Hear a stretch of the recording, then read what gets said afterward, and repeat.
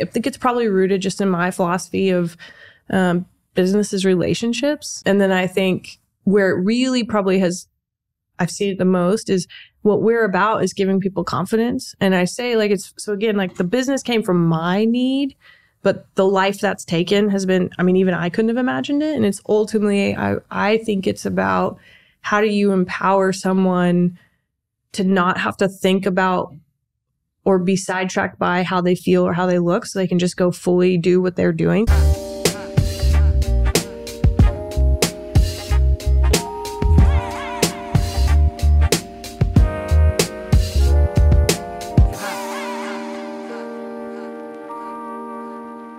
All right. Hey, welcome to the Entrepreneur Studio. I would like to welcome Lauren Warkentine. Is that it? That's correct. All right. Well, I have to say, I know you by a little bit different of a name.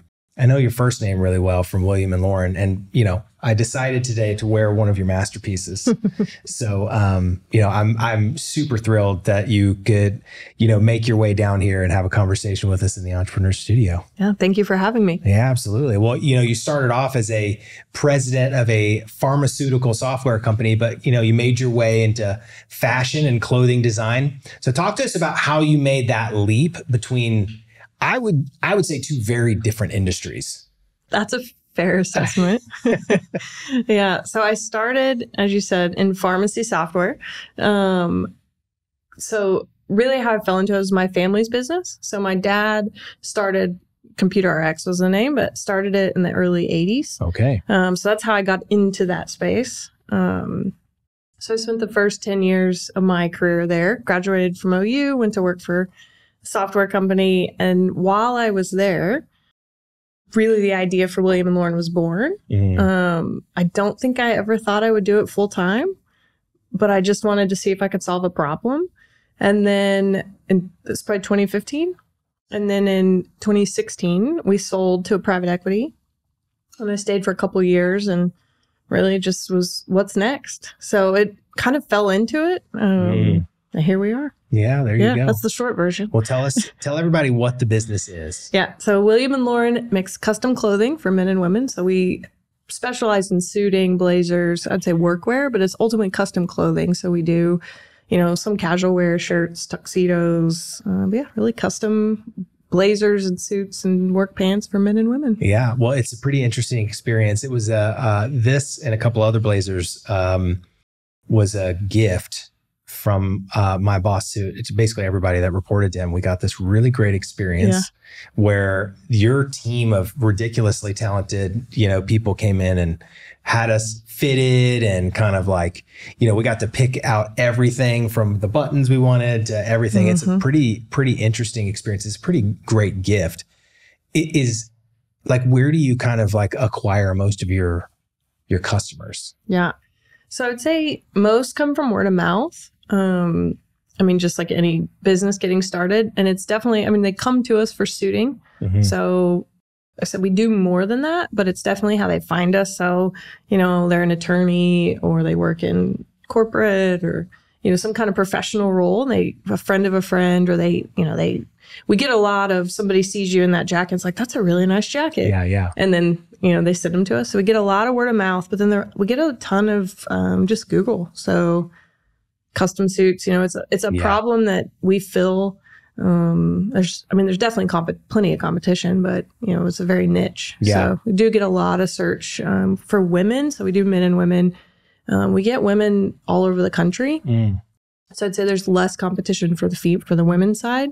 So we'll get women that, you know, they wear, I shouldn't say suiting, but workwear. So blazers or pants, and they struggle to find something that fits. And so they'll go start search, you know, they'll begin the search for, you know, custom fit blazer. And they stumble upon us. So I think that there's two things that I've been kind of itching to ask you. One of them is, you know, you have this, I would call it the spark of entrepreneurship, but then also like clothes. Yeah. So tell us, like, where did kind of the entrepreneurship bug, you know, really start from you? Where did you start to see it show up in your life? And then tell us about where the clothes intersection came in. Yeah, the intersection, that's the good story. So I would say the bug started pretty young. Obviously I was raised by an entrepreneur. Yeah. He wouldn't call himself that. But when I really think back to how I was raised, there was very much a mindset of entrepreneurship around just little things. And so I'd say the first probably small things were in maybe high school. Probably in high school, I had started some vending machines. So same thing, you see a problem, Tell us about this vending machine problem. It was quite a topic in college because I always had $1 bills.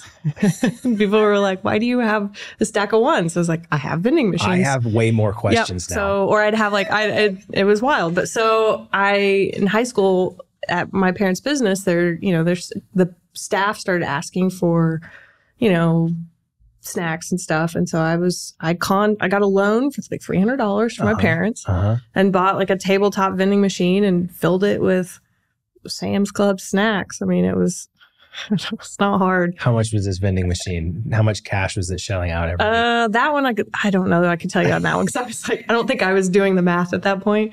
But then probably late high school, I added a couple soda machines. So I would say that was really when it started because I had to go find, because my parents didn't help with that one. So they gave me the loan on the first one and I had to save and buy those soda machines. And I basically searched until I found, this is so random, but I found these refurbished Pepsi machines in Shawnee, Oklahoma.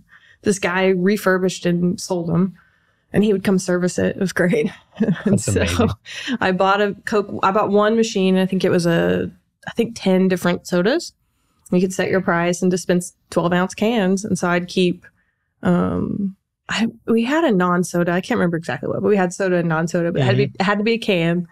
And I mean, it produced it was a good profit. Yeah, I mean, you'd buy them for, 30 cents a can and sell them for, I think I did them for 75 cents or $1. Wow. So I was trying not to be crazy. I mean, that's a deal. Yeah, it was a deal. Mm-hmm. And I was producing lots of $1 bills and lots of quarter. I would take like boxes of coins to the bank. I think they hated when I showed up because it'd be like $1,000 in quarters. And I'm like, I need to deposit this. You're like, I wish Coinstar was around. I know. But yeah. So, and then I bought a second machine. And so I had two of them because as the staff grew, my business grew. Mm-hmm. And I mean, it didn't go beyond that. But so I'd say that's ultimately where the bug probably caught. Yeah, that's where you cut your teeth was in vending machines. Yeah. So it goes from vending machines to pharmaceutical software to custom clothing. Yeah. And so the connection there, so I'd say the bug was really, I would say I've always had a mind for finding holes. I just don't typically act on them. Mm-hmm. So the vending machine's an example. But I just always am observing connections or, I don't want to say problems, but just different spots where I'll be like, ooh, that could be a business. Or, ooh, there's there's something's missing there. I just don't typically do anything. And so when I was in college, I was at University of Oklahoma. I think it was in 2009. I studied abroad. I did like a 2 or 3 week trip through the architecture college. I was a business school kid, but it was a way to go to China. So we did I think it was 2 to 3 weeks in China. And I was going into my, I think, senior year. And so while we were there, we were in Beijing, I believe. And our professor took only the guys, to this tailor shop. And anybody that's gone overseas, you've got the similar story, right? Yep. So this happens in, Thailand or wherever you go, India. And they got custom suits made in 4 days while we were there. They delivered them to the hotel before we flew out for pennies. And I was in college and thought, holy crap. One, I want one because I knew, not even that I wore suits. I just knew in a year I'm going to start a big girl job. I didn't want one bad enough at the time, but hindsight, I was like, why can't we? Why was it only the guys? Yeah. So I had that thought. And then 2, it was, if they're that affordable here and that fast, why is it that would have been, $2,000 in the United States? So I just remembered thinking somebody needs to go away. Mm-hmm. Or if you could get to those people, you could mass market, right? So I just had this thought and, at 21, 20, however old I was, of there's a business there. But I had never acted on it. So it was just this moment of observing around me, I guess you could say. So then fast forward, I say this because this was the bug, but fast forward 2015, that experience happened and I'd moved on. So 2015, I was working in pharmacy. And I was a pretty young female. In pharmacy, there's more female pharmacists than males that graduate pharmacy school, but there's a very low percentage in, I would say, the support side. So, the Cardinals and McKessons and like the big companies that surround it on the vendor side. And even in pharmacy ownership, it was like, there was some crazy stat of there's not many women that own the pharmacies.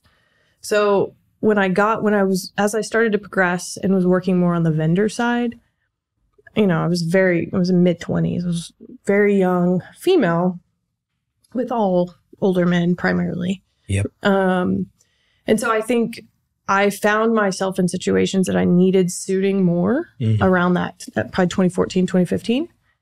And I could not find it. I just couldn't find it. And I think most women probably would agree that it just, I was hodgepodging pieces together from all these different shops. And, I'd walk into a meeting or a boardroom and, the guy from head to toes probably got 10 grand on him and I'm thrown together at a Target.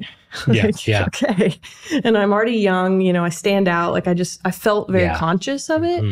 And I think growing up in the business with my parents, but growing up in the pharmacy business, I never lacked confidence. I knew it. I knew the business. I knew the client. Like I worked hard. Like I was always just very confident. And in that world, I started to become very like, ooh, I don't belong here. Not even I don't belong, but I started to let it affect me. And I remember specifically, we were in Atlanta. There was one dinner we were trying to close this big deal with a nutrition company. And I was so uncomfortable in the suit I had put, because I really didn't have to wear suits a lot. But when I did, it was miserable. And the whole dinner, it was this moment of, typically I would say demand, or like, I was confident. And the guys were all the men, they were wonderful men, but it was the experience of the moment business started, they shifted to my male coworker who reported to me, and I just sat there and kind of let it happen. And I'd never done that. And they did nothing wrong. It was a moment of like, I was the first time I had correlated my clothing with my confidence and ultimately my performance, I guess you could say. So I got to the airport and I looked at my male coworker and I said, I never want to feel like that ever again. And it's just that feeling of, I just was so uncomfortable. I couldn't be present in the meeting. Almost invisible. Yeah, I felt, and it wasn't them. Like hindsight, looking back, they did nothing. I think it was how I was portraying how I was coming forward. It was all in my head. And I think, and he said, it was interesting because he said, I feel the same way when I have to wear a suit. And of course, I'm like, oh, you're a man, it's a dime a dozen. But he was an offensive lineman in college, like just, he's a box, is what in his words. And that was the moment I remember we got on that airplane and I put my headphones in and it re-triggered that moment in college. And that was basically it. So from that point forward, I don't want to say it consumed me, because like I said, I never thought I would do it full time. The plan was to stay with the family business. Life has funny plans, but I couldn't let that one go. And maybe it's because I needed it. I think because I wanted the end product, but I just always thought I can solve this problem. I don't know what I thought I was going to do with it when I solved it, but I just couldn't let go of that one. Yeah. So it seems like the business was born out of, not only a problem, but it was a personal issue that you're like, it's, I wonder if other people feel this way. Yeah. And, sort of giving them confidence through how they looked. Yeah. Right. And some of the clothing. Yeah. That's awesome. Well, talk to us about how'd you get to day one? So I started it, like I said, it was really can I solve the problem? So that was the ultimate. So I just basically would spend my evenings research, thinking through like what any entrepreneur does, like, is there a profit in this? And what would I sell it at? And like, what would the process be? And so just thinking through what else is on the market. So just really that research and kind of formulating, like, could this be something? And it was I would say it was trial and error. So the main thing was, can I find someone to produce? So I worked through that process, lost some money in the deal. You have to kind of test, like some of them are scams, but most of them aren't. And then I think afterwards I thought, okay, I could do this. And it went into like, let's come up with a name and, create a brand. And I was naive to think I could just create a website. And if it worked, I would go full time. So created a website. Just kind of did like incrementally. And I would say it didn't go, obviously, I think any entrepreneur would agree, if you don't have full energy into it, it's not going to probably go anywhere. So it I sold to friends and family, kind of dabbled in it for a couple years. And then. And you're doing the custom clothing somewhere at this point. Yeah. Okay. Yeah. I'm not sewing it myself. I was like, we had clothes on the market. Everything. I'm like, yeah, in the evenings. I mean, I had to learn to sew. I think that's the misperception. It's like, I didn't grow up with textile. Like it was truly just, I want to solve a problem. And you just incrementally learn what you need to learn, I guess. So I learned. So you went and found suppliers. Yeah. Went and found suppliers, kind of build out a pricing model.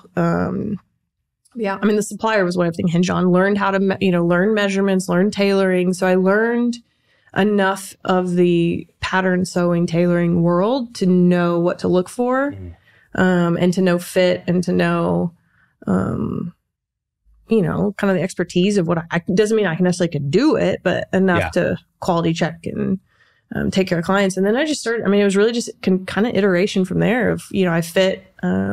My brother and my dad, and I had some friends' husbands that were, because we didn't have women yet. It was only men to start. Women took a long time, but so it was only men for a while. And so it just was, trying it out. And do they come in and do they fit? And can I, just kind of testing it out. And then I did that for, like I said, for a few years, just I think it really probably more served. I don't know if I ever thought it'd be a real business, but I think it was more of I had an inner itch to solve a problem. And I think, to be honest, working for my parents, there was a lot of deep rooted, I'm only here because of my last name. And I think that served as a way for me to prove that, like, no, you're capable, even though hindsight, I didn't realize that's what I was doing, but that's ultimately what it was. So whether I ever did anything with it, I don't know that I probably had that vision. It was just more, I think I needed that project. Yeah. And then, like I said, we sold to private equity a year later. And so they keep you busy.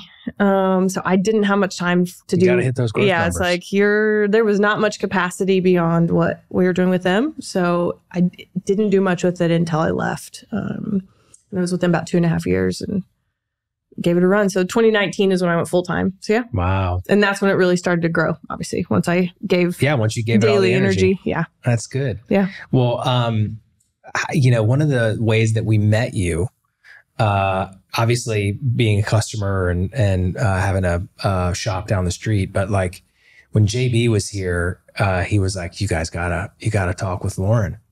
And, I think one of the things that's been really awesome about the work that he's done is, he brings a lot of awareness to things that are going on in the community. And, so I'd want to maybe,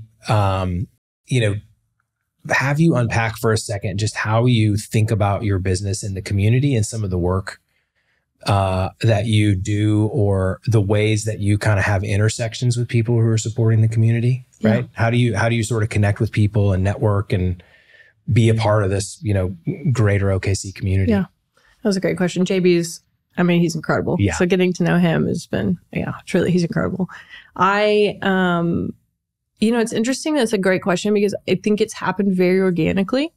And it's one of those things that I would add to this, we're looking to open a store in Tulsa in the coming, I'd say early next year.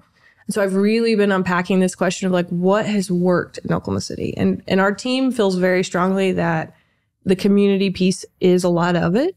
So how do we replicate that, authentically to that community? So I've been trying to answer this question. Still working on it, but I think it's happened very organically. I think for me, I think it's probably rooted just in my philosophy of business is relationships. And then I think where it really probably I've seen it the most is what we're about is giving people confidence. And I say like the business came from my need, but the life that's taken has been, even I couldn't have imagined it. And it's ultimately, I think it's about how do you empower someone to not have to think about or be sidetracked by how they feel or how they look, so they can just go fully do what they're doing. So the good work JB's doing, right? Like, how do I make him feel comfortable and confident and in his own skin, not like you're in a costume or you're, if he's got to go to something that he's maybe dressing different than he would daily, how do you help him not let that be a barrier or a distraction? And I think that's ultimately how it's kind of organically happened. Because those relationships, that's how most of them have come from. I would even add like, JB, or just since this one's recent, it's on my mind, but Chef Black at Gray Sweater.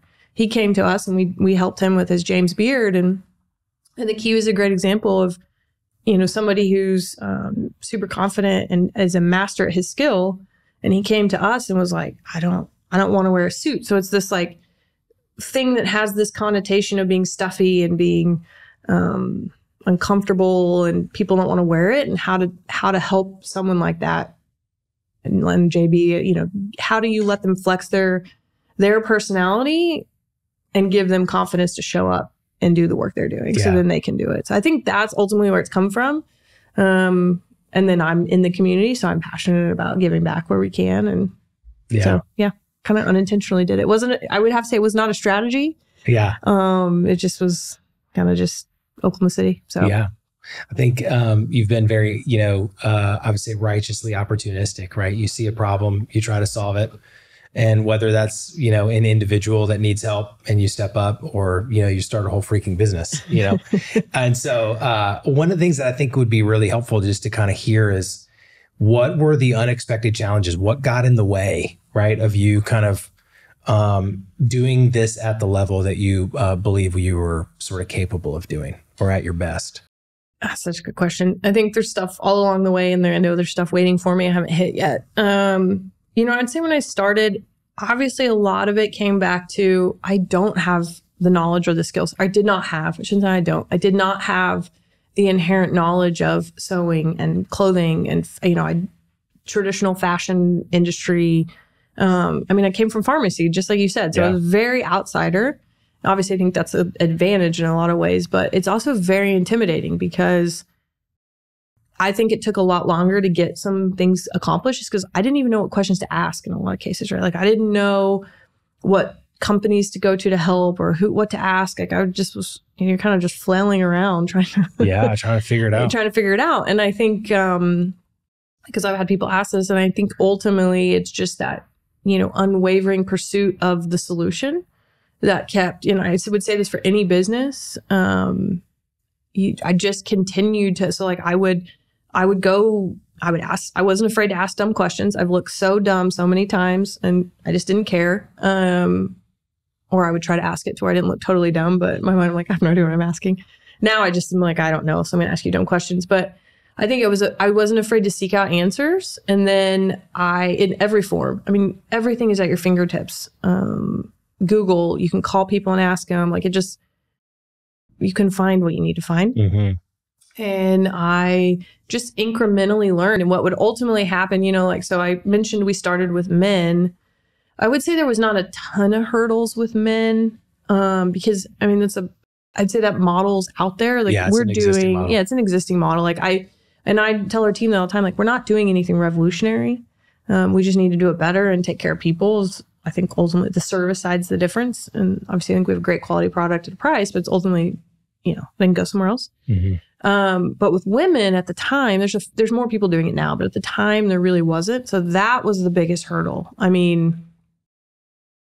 That took a couple of years of just, basically we had to develop it. And again, I have no idea how to develop a clothing line. So I just had to learn.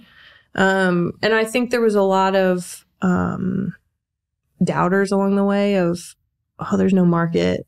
Why would people, some of that just getting in your head was definitely part of it. But really, I think it was I just incrementally, basically when I would hit a wall, I would ask myself, what do you need? What information do you need? And then I'd go solve it. And then I typically would hit another wall. And then I'd look back and be like, dang, I know quite a bit about patterns that, and I definitely hired companies to build things and lost money, or, I did things the slow way because I didn't know any better. But yeah, so I would say just getting women's to market was the hardest. Mm-hmm. And then there's the normal business challenges of, when do you hire? How do you, just all of the. Yeah. Comes to building a company, you're trying to build a brand, right? And you have a promise, and if you deliver on that promise, you tend to get repeat business or, referrals. Yeah. What has been kind of like the thing that you would say has been the hardest to do, or maybe maybe it was the most unexpected benefit of the brand work that you've done, kind of taking William and Lauren from a name to actually meaning something? Yeah. That's an interesting question. Yeah. I mean, I think you're dead on that it is, I answer this, but to kind of add to that, I think maybe the most, I don't want to say rewarding part, but when I started, and this comes even from the days, I would say really inherently from my parents. But I've always tried to have the philosophy of take the very best care of the person right in front of you and don't worry about the rest of it. Obviously there's a lot to worry about, but as far as, take really good care of that one client and the rest of it will fall into place. And I think that, I try to instill that in my team too, of as far as, I want to empower them that if somebody's had to come back a couple times, or maybe the process hasn't been to the level that we hold us to, how do you take the best care of their situation? Or, they have, their daughter's wedding, and we're cutting it close on time frame, deliver to them so they have one less stress on their plate, or like things like that. So I think doing that on a very micro level, it's like I knew that in my gut that would pay off as far as the brand work. But seeing that happen over now 4 years, I think it's so rewarding to see that actually has worked. And that is what it's made people, I would say raving fans, not just, we don't want to just be a transaction and like I said, you can go buy a suit anywhere, but we want to be, and I think the surprising part of that is how we become part of people's lives. And I think it's more that they welcome us in. And I mean, like, I'd love to, like, I am like that with most people, but we'll have clients, like I can think of stories like clients have called me and like, hey, I quit my job and I have a job interview and like, I'm making this big career change. I'm like, why are you calling to tell me this? But this is great. Like, I'm super excited to be part of it. But I think that's been the unexpected, is how it's reciprocated back. Like, they just want to come hang out on our couch or, and then I think probably the other piece that I would say from a business owner, this is going a different direction, but that I have maybe had to be reminded of is how precious that is and how important it is to protect it. And I think like not taking that lightly, that as we scale and as we hire and as we, that's probably the single most important thing I can do in training and, and in holding, like, where is my line of, or what's my non-negotiable? And I think how fast that can be taken away. Yeah. That's probably the unexpected part. That's the hard part. Man, it's a real thing. Yeah. Well, what made you kind of pick, this go to market, right? If you think about it, there's selling to individuals, but then there's selling through individuals and getting kind of access to, a corporate gift. You know what I mean? How did you get that started and start to create those kind of inroads? Yeah. I would say that, so on the corporate side or the gifting side, which we do a lot of, I would say experiences, right? So exactly what you said, we do it with wedding parties, client gifts, if you have, you want to treat your top clients, something unique, obviously staff, things like that. So we do a lot of that, more than probably we talk about, but it's happened very organically. So it really ultimately was our client. So, somebody comes in, it's probably how everything works, and they buy suits for themselves. And then they say, hey, we'd really like to have you do our sales incentive program. And you're like, oh, I didn't think about that. So it's been very client driven, as far as like awareness of those options, I guess. And then, I would say the model also has shifted. Cause like I said, I started thinking it would be all online. If anybody's familiar with like Indochino, they were the big, the big name at the time I started, and I'd say it's modeling very much after them. But I quickly learned that the people I was dealing with wanted the personal touch and they wanted to be measured personally. And so shifted. So I would say it's been just responding. I try not to be too reactive, but I think it's been really listening. Like, what are the things? And I still try to do this, but I definitely did those first few years of like, okay, yes, there's this product. Like, I knew I needed the product. But like, ultimately, what I was really trying to listen to the things that people were saying of like, why are they sending people here? Or what is it that's sticking with them? And that's how I built it. So even our space, like the space we're in now, it's actually it was a converted condo. And I would have never, if I would have opened my doors with a retail space, I would not have done a condo. But we started in a co-working space because that's all I could afford. I started small and I thought, I think I did it the reverse of, it wasn't that if they build it, if you build, I'm going to try to do this in other cities, but here it was more, I was fitting people in parking lots. And I remember being like, okay, there's got to be something that they're coming for to be willing to have me measure them in a parking lot when I was early, before I had a space, because I didn't have a retail space. And then we went into the co-working space, and it was just kind of constantly adapting, like what was making people feel welcome and comfortable and like let their walls down. Because in a way, it's kind of not all of it, but some of it can get very, we hear some stories. It's almost like you're the hairdresser, right? Your therapy of, I'm going through a divorce, or just like all these situations of, there's deeper things that they're coming to us for. And so that's led us to create more of almost like a living room, comfortable feeling. So it's, again, I would have never started there, but now that's the model we're taking. So just listening, I would say, is probably the biggest thing. Well, what's the one thing that, as you kind of have operated your business, what's one of the things that you would do differently today, knowing what you know now? I think me getting myself out of the way is probably, not meaning not being present, but I think I probably am the biggest, I would say throttle on the business. Mm-hmm. So I don't know if that's like, I think some of that is trusting others. Like I have a great team around me and I think they've helped push those off. But sometimes I get so worried about putting work on other people that I actually don't give them a chance to step up. Well, what is, maybe as a leader, what have you discovered as your superpower? Oh, that's a good question. I think probably really getting to know people and ask the deeper questions, and maybe not even have to ask, but sense like, how do I, obviously it has to benefit the business, but how do I put people in the right spot that lights them up every day? And I think I have a very good, I don't want to say read on people, but I think I know when to ask questions or what, I think I ask, good probing questions to really get to the depth of like what motivates you, where do you want, so I think the relationship side of it of, what career, where do they want to be in, 5-10 years? Like what's their career and what's, what days are they struggling and how to help them when they're struggling or, so I think that piece, probably the emotional intelligence is probably, I'd say my superpower. I think I'm very good with people. Yeah. Yeah. Well, we learn a lot as, entrepreneurs going through the process.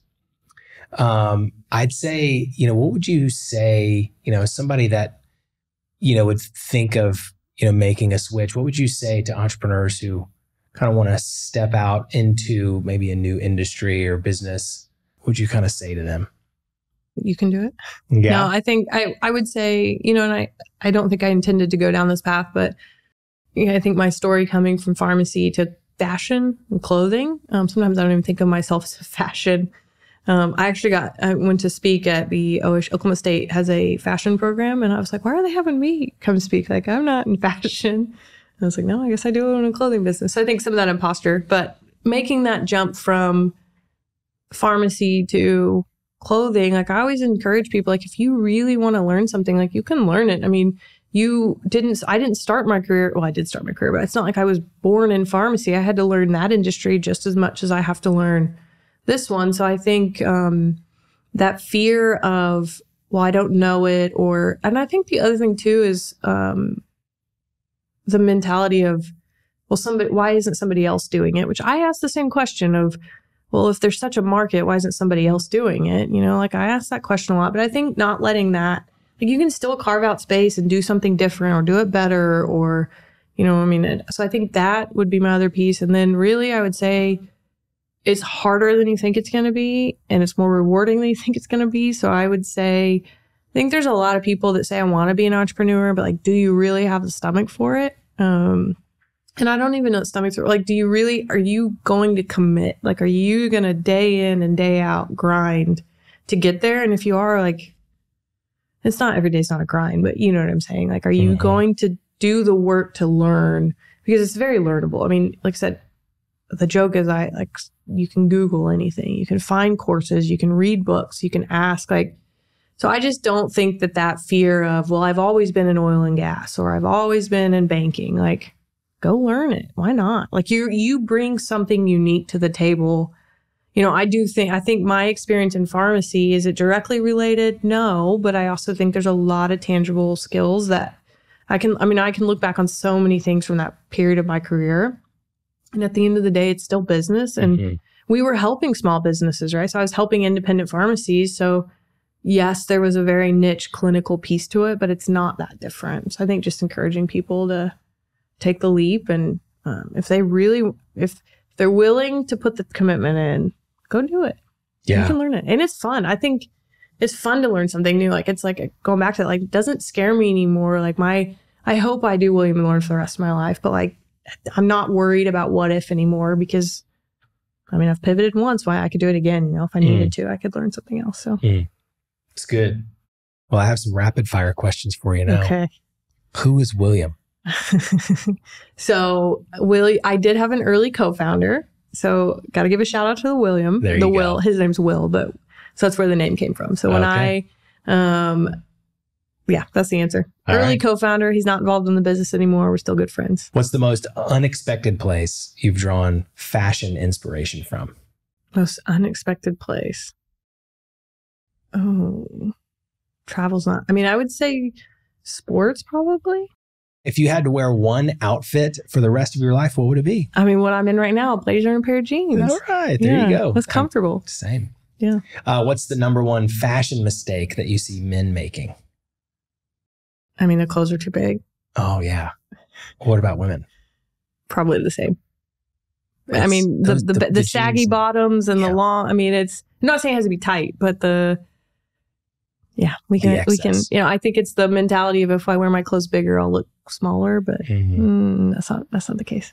Well, what is your favorite travel destination, and have you ever drawn from it some clothing designs? Yes, absolutely. I think travel, my favorite destination recently, I just got back from London, so I'm going to pick London. We had a wonderful time. And yes, I think travel's the easy inspiration for fashion. What are people wearing elsewhere? All right. Well, since you love beer, from what I hear, according to your Instagram page, do you have a favorite beer and maybe food pairing recommendation? Ooh. Type of beer is probably Hefeweizen. I'm probably saying that wrong for all the actual beer people. Food pairing, we just had the Holt My Beer at Stone Cloud. So shout out to Mayor Holt with the Fairweather Friends burger. That was a great pairing. So a burger and a beer is hard to beat. Yeah, that's good. Yeah. Well, who's another entrepreneur who's inspired you that should be on the podcast? Oh, well, if you can get her, I'd love to meet her. But Sarah Blakely with Spanx is definitely, I would say, my biggest inspiration. Obviously very, very direct comparison. So if you have her, let me know. Yeah, that would be, it'd be amazing to have her. Yeah. Well, what's next for you? Yeah, I think growth, like I said, I think growing William & Lawrence. So we're at the stage of really scale now. So opening some more locations. And I say going from being a one location, I don't want to say boutique shop, but to multiple. So scaling is the next challenge. That's the next great adventure. Well, Hey, Lauren, thanks so much for coming to the studio. Appreciate you a lot. And it's great to get to know you. Awesome. Thanks for having me.